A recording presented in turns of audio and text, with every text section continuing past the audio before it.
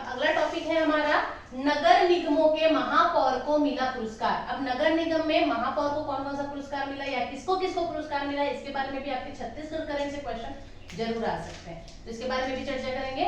सबसे पहले स्वच्छ सर्वेक्षण गार्बेज फ्री सिटी के लिए छत्तीसगढ़ के 9 नगर निगमों के महापौर, आयुक्त, नगर पालिका अध्यक्ष, मुख्य नगर पालिका अधिकारी, नोडल अधिकारियों ने पुरस्कार ग्रहण किया है। तो सबसे पहला पॉइंट जिसमें से याद रखना है वो कौन सा पॉइंट है आपका, स्वच्छ सर्वेक्षण गार्बेज फ्री सिटी के लिए छत्तीसगढ़ के कितने, छत्तीसगढ़ के 9 नगर निगमों के कितने, 9 नगर निगमों के महापौर, आयुक्त, नगर पालिका अध्यक्ष, मुख्य नगर पालिका अधिकारी, नोडल अधिकारी ने पुरस्कार ग्रहण किया है। अब वो 9 नगर निगमों के कौन कौन से अधिकारी हैं उसके बारे में हमको चर्चा करना है। चलिए सबसे पहले नंबर पर है, नाम याद रखना है आपको, महापौर कौन कौन से और कौन कौन से नगर निगम से ये संबंधित है।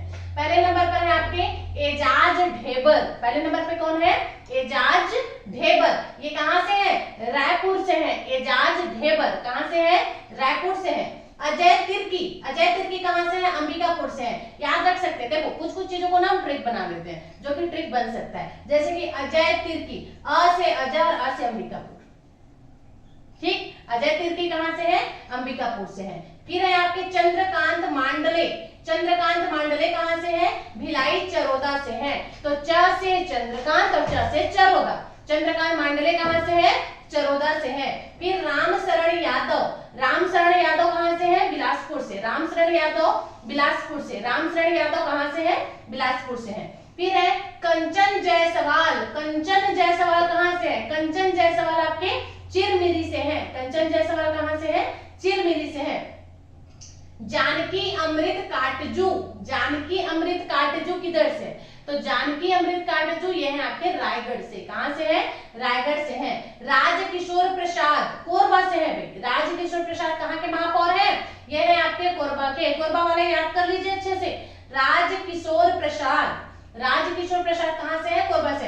देखो जिस जिस जगह से आप लोगों ने क्लास ज्वाइन किया हुआ है ना, कहीं से भी, रायगढ़ वाले अपने रायगढ़ के महापौर का नाम याद रख लीजिए। जिनको जिनको नहीं पता है, बिलासपुर वाले बिलासपुर का याद कर लीजिए, कोरबा वाले कोरबा का याद कर लीजिए। तो राजकिशोर प्रसाद, क्या नाम है कोरबा के, राजकिशोर प्रसाद। फिर है राजनांदगांव। राजनांदगांव से आपके हेमा सुदेश देशमुख। बहुत सारे बच्चे हमारे राजनांदगांव से भी जुड़े हुए हैं, तो अपने अपने जगह का महापौर याद कर लेंगे भाई, ठीक है। हेमा सुदेश देशमुख कहां से, राजनांदगांव से। हेमा सुदेश देशमुख कहां से है, राजनांदगांव से है।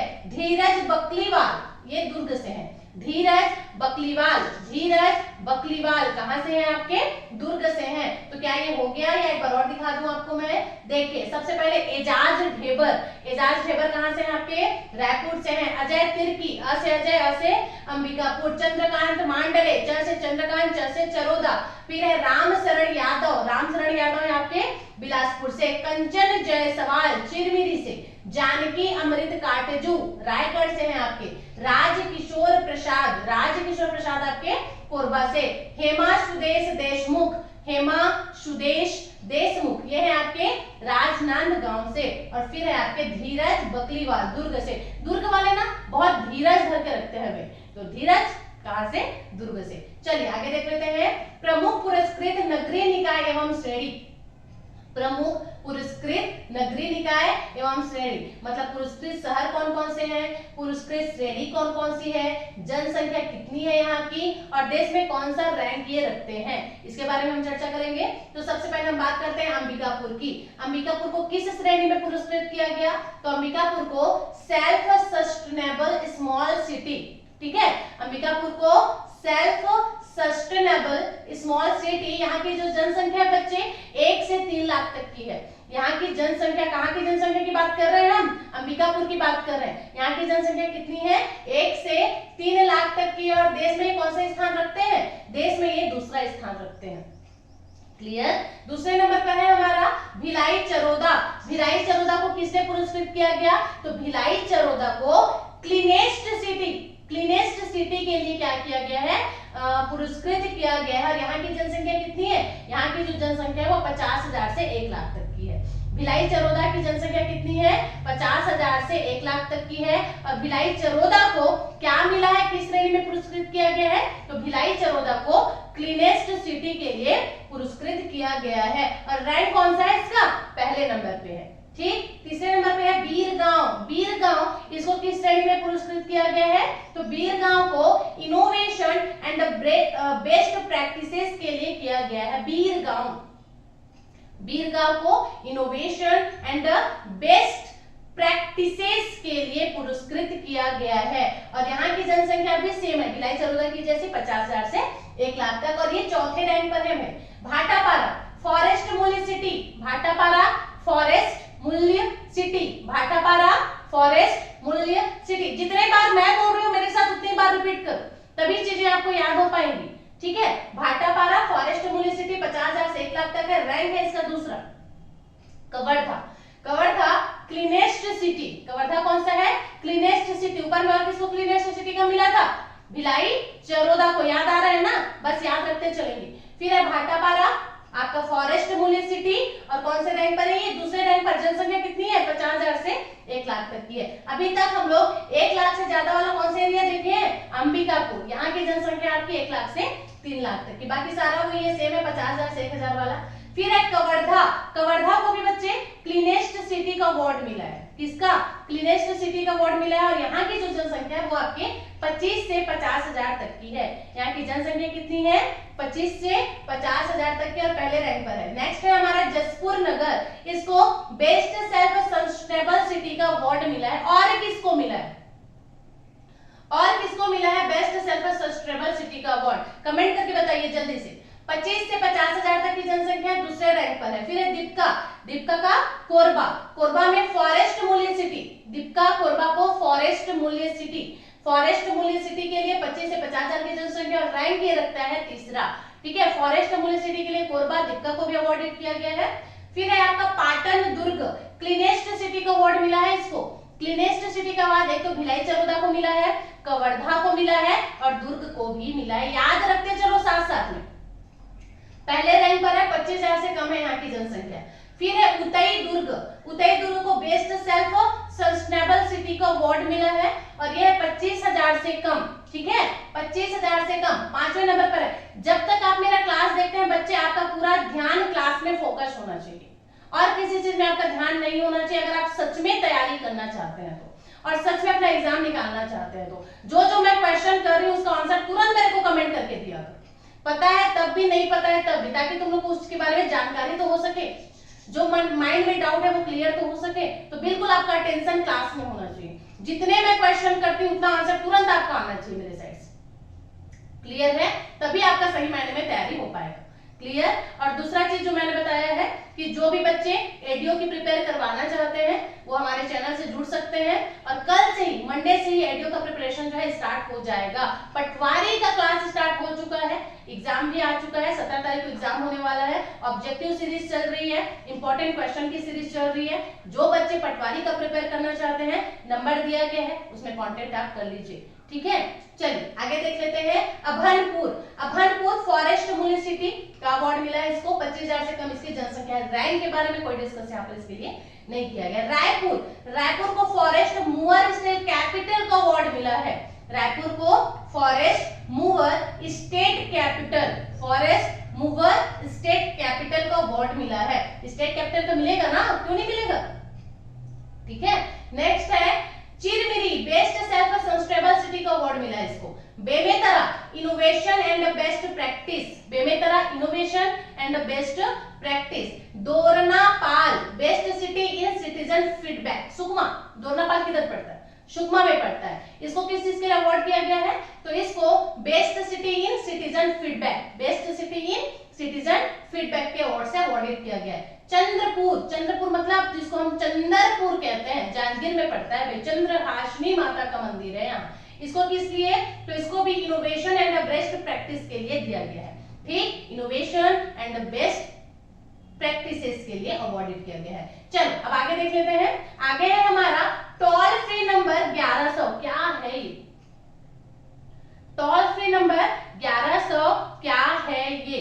देखिए, छत्तीसगढ़ शासन द्वारा नागरिकों को स्वच्छता एवं कोविड-19 संबंधी शिकायतों को 24 घंटे के भीतर निपटाने के लिए टोल फ्री नंबर 1100 की व्यवस्था की गई है। आ जाएगा एग्जाम में कि टोल फ्री नंबर 1100 का संबंध किससे है, तो आपको बताना पड़ेगा कोविड-19 से है। किससे है? कोविड-19 से है। छत्तीसगढ़ शासन द्वारा नागरिकों को स्वच्छता एवं कोविड-19 संबंधित शिकायतों को 24 घंटों के भीतर निपटाने के लिए टोल फ्री नंबर 1100। देखो क्या हो रहा था ना, जिस टाइम पर कोरोना अपने एकदम भीषण चरण में था, उस टाइम पर अगर किसी भी व्यक्ति के ऊपर इसका लक्षण दिख रहा है, जैसे कि हमको लग रहा है कि हाँ ये व्यक्ति कोरोना से संक्रमित है, लगातार खांसे जा रहा है, इसकी स्थिति खराब हो रही है, और हमको जिसको लक्षण पता है ना, तो हम उनको अगर मान लीजिए बोलते थे कि भाई तुमको कोरोना हो गया है, एक बार जाकर के तुम चेक करवा लो, सामने वाला व्यक्ति कभी इस बात को नहीं मानता था। रीजन ये था कि उसको कुछ दिनों तक अपने घर में बंद रहना पड़ता, होम आइसोलेशन में रहना पड़ता,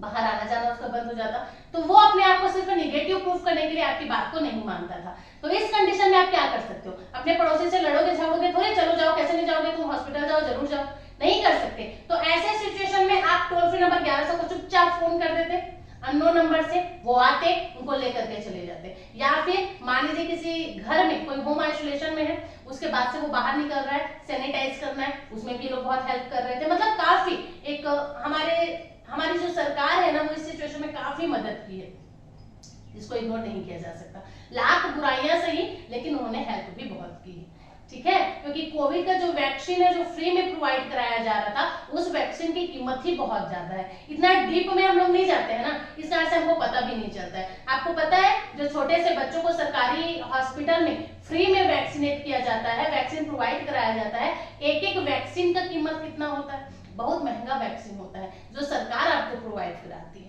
आ रहा है समझ में? इसीलिए सरकार में चाहे लाख बुराइयां हो, लेकिन हमारा संविधान इतना बेहतरीन बनाया गया है लोगों की सुरक्षा को ध्यान में रखते हुए। कभी संविधान पढ़िए आप, संविधान पढ़ेंगे तो आपको जानकारी होगा कि हमारा भारत का संविधान कितना बेहतरीन है, कितना सोच समझकर नागरिकों की, राज्य की सुरक्षा को ध्यान में रखते हुए इस संविधान को बनाया गया है। और उस समय सोचो जो संविधान निर्माता थे हमारे, जबकि उतने ज्यादा पढ़े लिखे नहीं थे, ठीक है, और वो सिचुएशन लड़ाई झगड़े का था, उस टाइम में कैसे उन्होंने अपने माइंड को सेट कर इतने सोच समझकर हमारा संविधान बनाया, जिसमें लोगों का, बड़ों का, राज्य का, सबके लाभ को ध्यान में रखते हुए संविधान की रचना की गई है, ठीक है। तो इसीलिए हम आज भी गर्व करते हैं कि हम भारत में पैदा हुए हैं, ठीक है, और हम भारत के संविधान को मानते हैं, ठीक। इसके लिए अगर आप मोर इंफॉर्मेशन चाहते हैं संविधान के बारे में, अपने देश के बारे में, कि हमारे क्या क्या अधिकार है, कौन कौन से फंडामेंटल राइट्स है, या हमारे देश के प्रति क्या क्या कर्तव्य है, एवरीथिंग, वो सारा कुछ आपको संविधान में मिल जाएगा।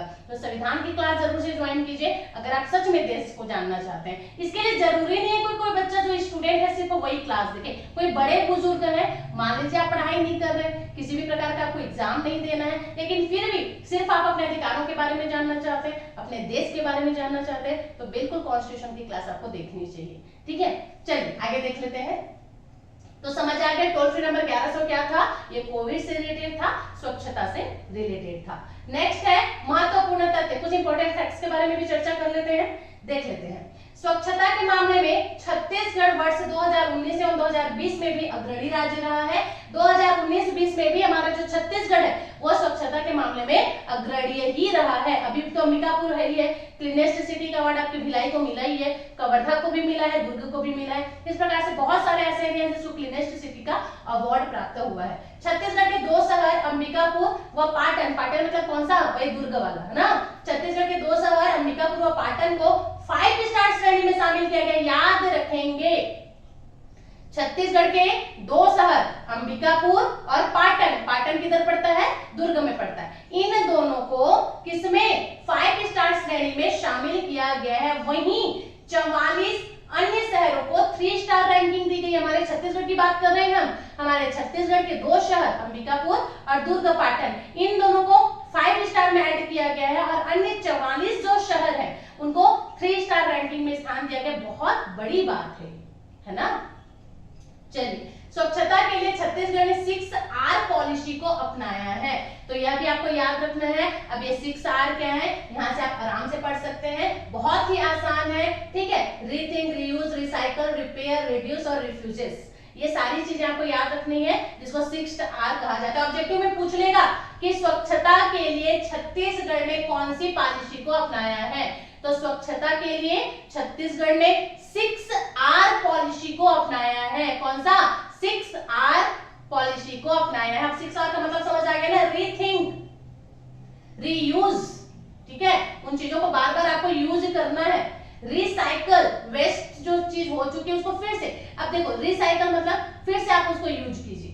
उसके बाद रीयूज में क्या आ जाएगा, जैसे फॉर एग्जांपल मैं देती हूँ आपको, जैसे हमने किचन में जो पानी यूज किया है, अब वो पानी गंदा हो गया, उसको हम क्या कर सकते हैं, उसको हम सीधे फेंक सकते हैं, या तो दूसरा ऑप्शन है कि उन पानी को हम अपने गमले में डाल दें, वो रीयूज हो जाएगा। ठीक है, तो यही जो चीजें हैं उसको हमारे छत्तीसगढ़ ने स्वच्छता के लिए अपनाया। अब उसको हम फेंक देंगे तो नाली के माध्यम से गंदा बह करके निकल जाएगा, या हमारे रोड के सामने गंदा हो जाएगा। तो बजाय रोड को गंदा करने के हम उसको अपने गमले में यूज कर सकते हैं। ये रीयूज हो गया, सफाई की सफाई हो गई। ठीक है, इसके अलावा रिपेयर, मान लीजिए कोई चीज टूट गई है, उसको फिर से आप रिपेयर करवा लीजिए, बकायदा उसके कि आप उसको फेंक सकते हैं। जैसे कि आपके बच्चे के कुछ टॉयज, आपके बच्चे ने टॉयज खेला है, अब वो नहीं खेल रहे हैं, वो टूट फूट सी गई है, आप उसको अपने काम वाली को दे दीजिए, या उन बच्चों को दे दीजिए जो उस खिलौने को बहुत इच्छा से, एकदम चाह से देख रहे हैं, उनके लिए वो रीयूज हो जाएगा। आ रहा है समझ में? और फिर से उसको तोड़ फोड़ कर रिपेयर कर लेंगे। कपड़े जो आपके बच्चे नहीं पहन रहे हैं, बोल रहे हैं थोड़ा सा फट गया है, फटा हुआ तो हम नहीं पहनते, उसको आप किसी काम वाली को दे दीजिए, वो उसमें क्या कर लेगी, सिल लेगी, अपने बच्चे को पहना लेगी। हो गया ना फिर से वही सेम, रिड्यूस, रिफ्यूजेस, ये सारी चीजें इसी सुविधा को, हमारे इसी पॉलिसी को बोलना चाहिए, हमारे छत्तीसगढ़ ने अपनाया, जिसको अपन 6R पॉलिसी के नाम से जानते हैं। और इसी को अपना करके हमारा जो छत्तीसगढ़ है वो स्वच्छता के नंबर पर पहले नंबर पर आ गया है। ठीक है, और 2 सिटी का नाम मैंने बताया जिसको 5 स्टार की श्रेणी में रखा गया है, अंबिकापुर और पाटन। इसके अलावा कितने शहर, 44 अन्य शहरों को 3 स्टार रैंकिंग में स्थान दिया गया है। तो इस प्रकार से ये चीजें याद रहेंगी। आपको समय हो चुका है तो इसी कारण से क्लास यहाँ पर ऑफ करना पड़ेगा। नेक्स्ट हमारी जो टॉपिक होगी वो स्टार्ट होगी आपके छत्तीसगढ़ प्रदेश स्तरीय पंचायती राज सम्मेलन से। मतलब पंचायती राज से के बारे में आपको बहुत सारी चीजें बताई जाएंगी, इंट्रोडक्शन बताया जाएगा, और भी बहुत सारी बातों से आपको यहाँ पर अवगत कराया जाएगा। क्लियर है? तो अगर हमारा करंट आपको पसंद आ रहा है तो डेली हमारा क्लास देखिए। हमारे चैनल पर अगर आप पहली बार हैं, सब्सक्राइब जरूर से करें, लाइक जरूर से करें, प्लस अपने फ्रेंड्स के साथ शेयर भी कीजिए, क्योंकि करंट की जो क्लास है बिल्कुल फ्री में आपको प्रोवाइड कराई जाती है। और पढ़ना तो है ही है, करंट नहीं भी पढ़ेंगे तब भी चलेगा, ये तो सोचना ही नहीं है, हमको पढ़ना जरूरी है, करंट पढ़ना ही पड़ेगा। क्लियर है? चल मिलते हैं नेक्स्ट क्लास में। नेक्स्ट क्लास तो नहीं होगी क्योंकि संडे है ना, संडे को तो छुट्टी रहती है, इवनिंग में मे भी हो जाए, तो देखते हैं। फिलहाल के लिए बाय बाय।